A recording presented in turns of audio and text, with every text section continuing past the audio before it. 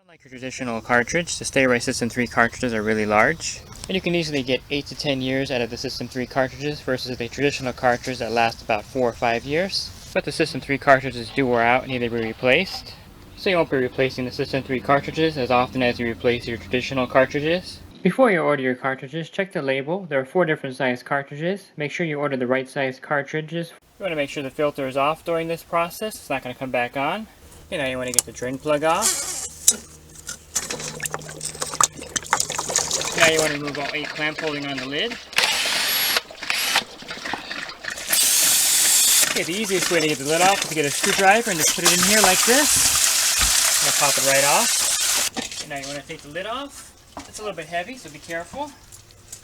Set it somewhere safe. And now you're going to remove these 2 cartridges.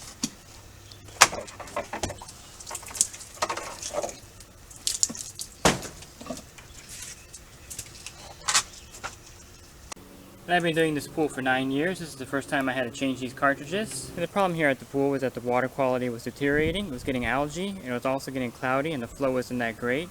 So I knew it was about time to change the cartridges. As you can see, for 9 years this cartridge is in pretty good shape. Still has the band, has a lot of staining.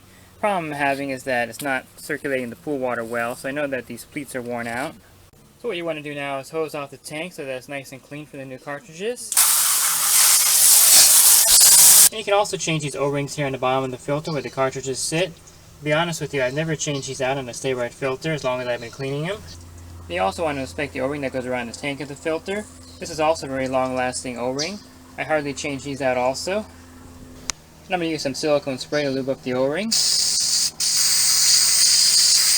So on the bottom of the cartridges there's a hole. This will fit over the hole on the bottom of the filter. And it's a little bit hard to see, but on top of the filter there's an arrow that indicates which direction to put the filter in so that the holes are lined up.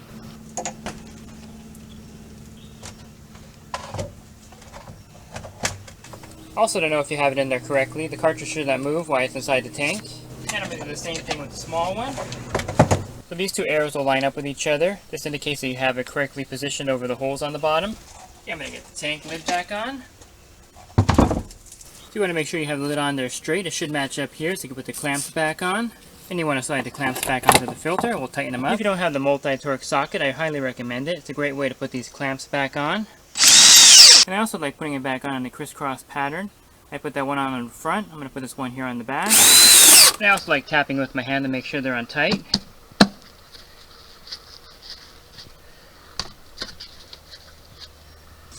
And I also like to spray some silicone lube on the O-ring here on the drain plug. And now you want to put the drain plug back in. You want to make sure it's on there tight. Okay, once you have everything back together, go ahead and turn on the filter. You also want to make sure you clean the pump basket out before you turn it on. Then you want to let the air out of the filter.